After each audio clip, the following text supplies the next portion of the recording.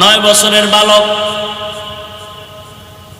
ডাক দিয়া বলে, বাচ্চা আপনি যে প্রশ্ন করলেন আপনি জান্নাতি না জাহান্নামী, আমি জবাব দেওয়ার জন্য সিংহাসনে বসলাম। এবার আমার প্রশ্ন হলো, আপনি একটু বলেন, আপনি চোখ দুইটা বন্ধ করে আপনার ইতিহাসের দিকে তাকান, আপনার জীবনে এমন কোন ঘটনা কি হয়েছে যে আপনার সামনে সুন্দরী মেয়েরা দাঁড়ানো, সুন্দরী রূপসী মহিলা দাঁড়ানো, আপনি একা, কেউ নাই, চাইলেই আপনি গুনাহ করতে পারতেন, জিনা করতে পারতেন, কিন্তু আপনি আমার আল্লাহ দিয়ে তাকায়া সে গুনাহ করেন নাই। বাদশা হারুন রশিদ বলে, এর তো ভুরি ভুরি ঘটনা হয়েছে, সীমাহীন। আমার সামনে কত আমার রাষ্ট্রের সুন্দরীরা সামনে হাজির, কেউ নাই, তার আবদার নিয়ে আসছে, সমস্যা, অর্থের সমস্যা, বিভিন্ন কারণে, কিন্তু আমি আল্লাহর ভয়ে ওই গুনার সুযোগ পেয়েও গুনাহ করি নাই। ওই বালক ডাক দিয়া বলে, আল্লাহর উপরে ভরসা করে আমি বলে দিলাম, আপনি বাদশা হারুন রশিদ পরিপূর্ণ জান্নাতি।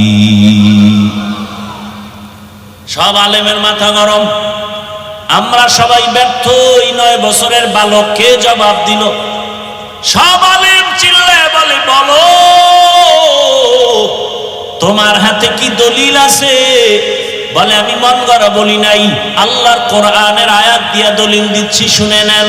ওয়া আম্মা মান খাফা মাকাম রাব্বিহি ওয়া নাহান নাফসা আনিল হাওয়া ফাইন্নাল জান্নাতা হিয়াল মাওয়া। আল্লাহ ওয়াদা করেছেন, যে গুনাহ থেকে নিজেরে দূরে রাখবে, গুনাহ থেকে যে নিজেকে বাঁচায় রাখবে, নিজের প্রবৃত্তিকে কন্ট্রোলে রাখবে, আল্লাহ ওয়াদা করেছেন তাকে আমি বিনা হিসাবে জান্নাত দিব। হর কে দারত খৌফে হক দর দিল মাদাম জান্নাতুল মাওয়া দেহাদ রামাকাম। এরে আল্লাহর বান্দারা, সন্দীপের মুসলমান যুবক বাবা, ও বৃদ্ধ বাবাজি, ও পর্দার আড়ালের মা বোনেরা, সাহাবায়ে কেরামদের জীবনী কত করুণ।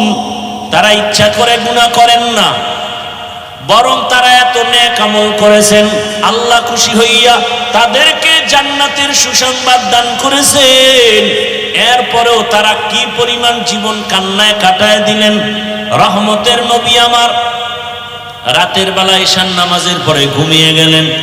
হঠাৎ নবী তো ঘুমালে 2 চোখ মোবারক বন্ধ, তবে কলব ঘুমায় না। রহমতের নবী হঠাৎ ঘুমের মাঝে শুনে কান্নার আওয়াজ।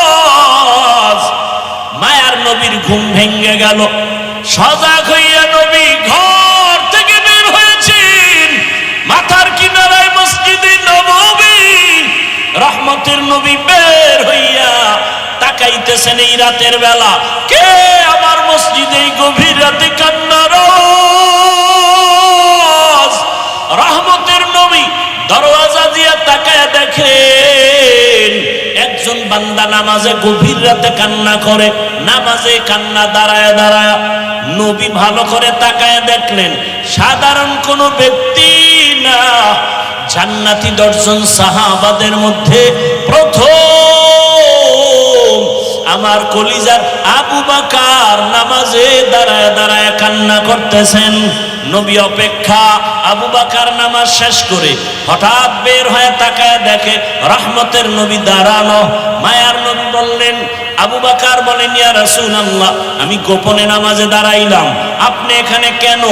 আবু বকরের কথায় রহমতের নবী বললেন, ও আবু বকর, তোমার কান্না আমাকে এখানে হাজির করেছে, তুমি কান্না করেছো। আরে নামাজের মধ্যে কান্নার কারণ কি? আবু বকর বলেন, একটা আয়াত আমাকে কান্নার মধ্যে ফেলে দিয়েছে। কি আয়াত? ইন্নাল্লাহ আশতারা মিনাল মুমিনিনা আনফুসাহুম ওয়া আমওয়ালাহুম বিআন্না লাহুমুল জান্নাহ। আল্লাহ বলেন, মুমিনের জান মাল আমি কিনে নিয়েছি, বিনিময়ে মুমিনের জান্নাত দিয়েছি।